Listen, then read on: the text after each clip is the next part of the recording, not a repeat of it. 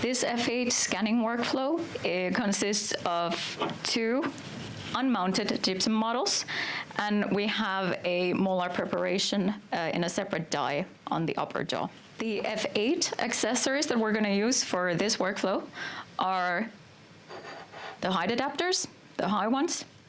Then we have got the transfer plates, the generic ones. And then we're going to be using the multi-die fixture for scanning the die. And finally, this is an accessory that you may have from having had previous scanners from 3J product portfolio. And this is called the 2-cast fixture. You can also scan a bite just by gluing the upper and lower jaw together with blue tack or some wax, which will also establish the static occlusion. We'll start off by creating a new case in Dental Manager. We're going to mark the crown. This will be a fully anatomical one. The object type is model, and the neighborhood scan is going to be sectioned, as we are going to scan a separate die in its own workflow step.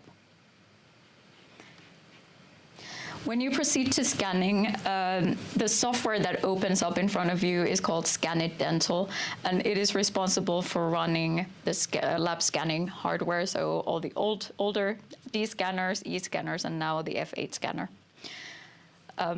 What is good to pay attention to is the fact that in the software, you have infographics telling you exactly where to place the object that you are going to scan, and also it will tell you in which order you should do that. So for today's case, the scanning software is asking us to place the preparation arch, which means the upper jaw, in position number 2. So it's located here in the back of the scanner. And then the lower jaw gypsum model will be placed in position number 1 in front of the scanner. The height adapters are marked with either 2 or 1 stripe, indicating which position inside the scanner they should be placed on. And this time, as the upper jaw is going to the back of the scanner in position number 2, we can place the upper jaw model on the height adapter with 2 stripes on it. You have a magnetic connection with the transfer plate and the height adapter, which means that you will not be in doubt whether it's in the right place. It does a little click, and then you will not be able to move the plate anymore. So it's nice and secure. Then, same thing for the lower jaw, but in this case, we're using the position number 1. I'm going to start off by placing the upper jaw in the scanner.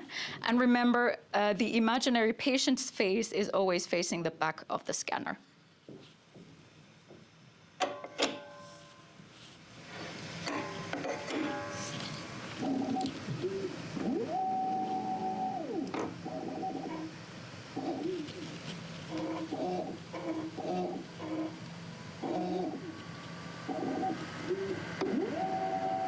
While the scanning is happening, you can actually go ahead and set your annotation point to the die or the tooth that you're going to be working on with the restoration. And with that input, the scanner will acquire additional data.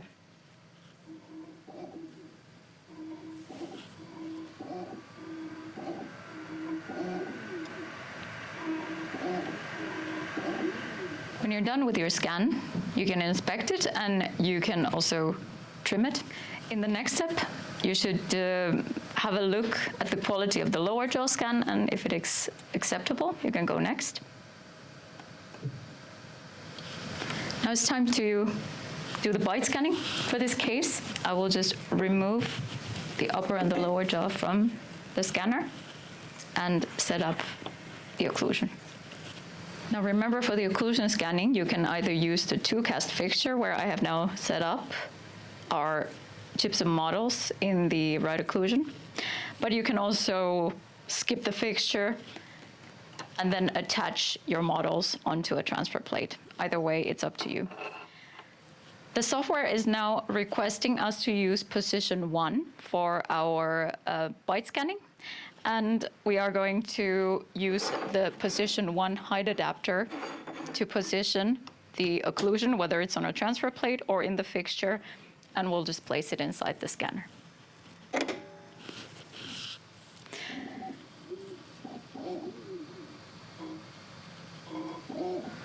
You can jump onto the alignment results tab to check if the bite scanning is of sufficient quality.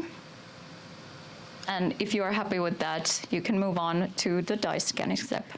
And now it's time to take out the die from the gypsum model and then either put it on the transfer plate with a little bit of blue tack or molding clay.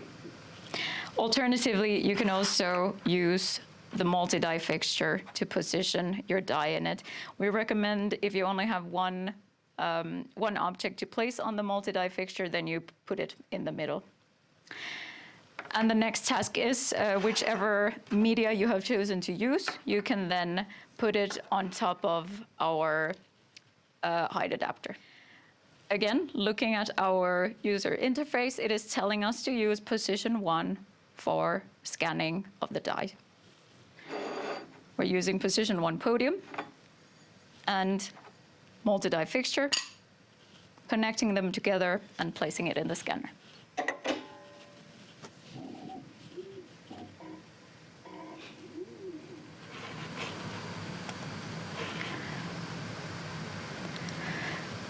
It is always a good idea to check if the accuracy scan of the die has been aligned properly to the major scan.